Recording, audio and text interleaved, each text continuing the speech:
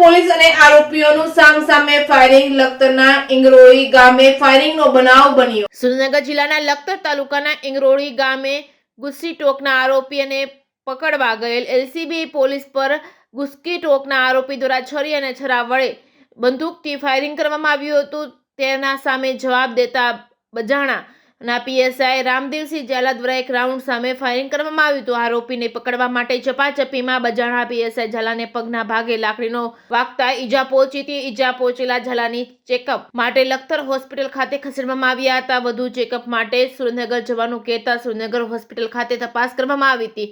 આ ઘટનાની જાણ સુરેન્દ્રનગર જિલ્લા પોલીસ વડા ગિરીશ પંડ્યાને અને ડીવાયએસપી એચપી દોશીને જાણ થતાં લખતર પોલીસ ખાતે દોડી આવ્યા હતા। તમામ ઘટનાની જાણકારી મેળવી હતી। આરોપીને લખતર લોકઅપમાં રાખવામાં આવ્યું હતું, જેમાં એક આરોપીને માથાના ભાગે ઈજા પહોંચતા સુરેન્દ્રનગર ખાતે હોસ્પિટલ ખાતે લઈ જવામાં આવ્યું હતું। ગુસ્કી ટોકના પેરોલ જમ્પ કરી આરોપીઓ નાસ્તા ફરતા હતા અને એલસીબી પોલીસ ટીમ બજાણાના પીએસઆઈ સહિતની ટીમ આરોપીઓને ધરપકડ માટે પહોંચી હતી, જ્યાં બંને આરોપીઓને કોર્ડન કરી લેતા આરોપીઓને ફાયરિંગ કર્યું હતું। સાથે ફાયરિંગ કરી છરી વડે હુમલો કરવામાં આવ્યો હતો। આરોપીઓના આ હુમલામાં પીએસઆઈ આરએસ ઝાલા ઇજાગ્રસ્ત થયા હતા। જોકે પોલીસે આરોપી ઈસમોને દબોચી જેલ હવાલે કર્યા હતા।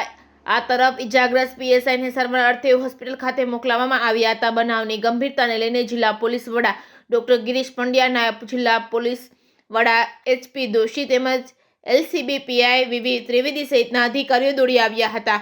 રિપોર્ટિંગ બાય મહેશ ઉતેરિયા, સુરેન્દ્રનગર એલસીબીના પોલીસ ઇન્સ્પેક્ટર વીવી ત્રિવેદી તથા તેમના અધિકારી કર્મચારીઓને તારીખ 5/12/2012 રોજ એક ચોક્કસ બાતમી મળેલ કે સુરેન્દ્રનગર જિલ્લામાં જ અગાઉ એક ગુસ્સી ટોકનો ગુનો દાખલ થયેલો છે 2020ની સાલમાં। એ ગુસ્સી ટોકના ગુનામાં સુરેન્દ્રનગરના ગેડિયા ગામના 20 વ્યક્તિઓ વિરુદ્ધ ગુનો દાખલ થયેલ છે। આ ગુનાના કામે જે અટક કરેલ વ્યક્તિઓ છે તેમાંથી જે 4 વ્યક્તિઓ પેરોલ જમ્પ કરેલા છે તેવા ફિરોજ અલી ખાન જતમલેક, શરીફ અલ્લાહ ખાન ડફેર, અલ્લુ નથુ ડફેર તેમજ રસુલ નથુ ડફેર, આ લોકો ઇંગરોળી ગામે આવેલા છે। કારણ કે એ લોકો આમાંથી 4માંથી 3 વ્યક્તિઓ છે એ મૂળ ઇંગરોળી ગામના છે, આમ અત્યારના રહે છે। એટલે ઇંગરોળી ગામે એ લોકો એક ચોક્કસ સમય આવવાના છે તેવી ગઈકાલના 5 તારીખના રોજ એલસીબી પીઆઈને તથા તેમના સ્ટાફને બાતમી મળે। એલસીબી પીઆઈ તથા તેમનો સ્ટાફ આ બાબતે વોચ રાખી અને ઇંગરોળી ગામે જે જગ્યાની વોચ હતી તેની આસપાસ ગોઠવાયેલા હતા। પરંતુ આ બાબતના જે ગુનેગારો છે કે જેમ કે ફિરોજ અલી ખાન તે અગાઉ 31 ગુનામાં પકડાયેલો છે, શરીફ અલ્લાહ રખા 61 ગુનામાં પકડાયેલો છે, અલી નથુ છે એ 58 ગુનામાં પકડાયેલો છે, તેમજ રસુલ નથુ છે એ 62 ગુનામાં પકડાયેલો છે। એટલે ઘણી જ વખત પોલીસ કસ્ટડીઓમાં તે એરેસ્ટ થયેલ છે। પોલીસ ઉપર તેમને હુમલાના પણ ગુના છે, ચોરીઓના ગુના છે, ગુસ્સી ટોકમાં પણ પેરોલ જમ્પ કરેલા છે। તેમની પાસે હથિયાર હોવાની પણ પૂરેપૂરી બાતમી હતી કે તેઓ કોઈ પણ મારક હથિયાર સાથે હતા। આવી બાતમી સાથે ત્યાં ઘેરો ગારેલ હતા, પોલીસે વોચ રાખેલ હતી અને ફિરોજ અલી ખાન અને એ બધા ચારેયને એક એવી શંકા જતા કે કોઈ નજીકમાં એવી મૂવમેન્ટ છે, તે શંકા જતા તેઓ ચારે અલગ અલગ દિશામાં ભાગવાની કોશિશ કરેલ। આમાં 4માંથી 2 અલી નથુ ડફેર અને રસુલ નથુ ડફેર એ પોલીસને ચકમો આપી, પરંતુ પોલીસ એમના હાથમાં એક છરા હતા અને પોલીસને ચકમો આપી અને જાનથી મારી નાખવાની ધમકી આપી અને તેઓ ઘરની પાછળના ભાગેથી નાસી ગયેલા હતા। અને ફિરોજ અલી ખાન અને શરીફ અલ્લાહ રખા આ 2 તોમતદારો છે કે જે પોલીસે સ્થળ ઉપરથી પકડેલા છે।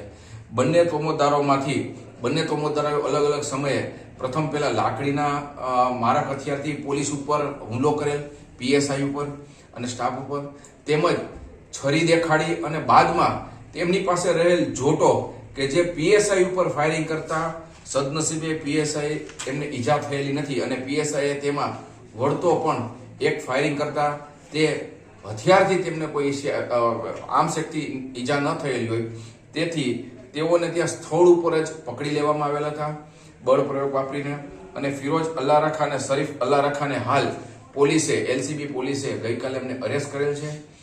આ સિવાયના અન્ય તોમતદારો પણ જે છે ગુસ્સી ટોકમાં તેઓ પણ પેરોલ જમ્પ ઉપર છે, તેઓની પણ પોલીસ અત્યારના વોચ ચાલુ છે। આ બાબતે લખતર પોલીસ સ્ટેશન વિસ્તારનો ગુનો બનતો હોય જેથી લખતર પોલીસ સ્ટેશનમાં પીએસઆઈ ઝાલાનાઓએ શ્રી સરકાર તરફે આઈપીસી 307 તથા આર્મ્સ એક્ટ મુજબની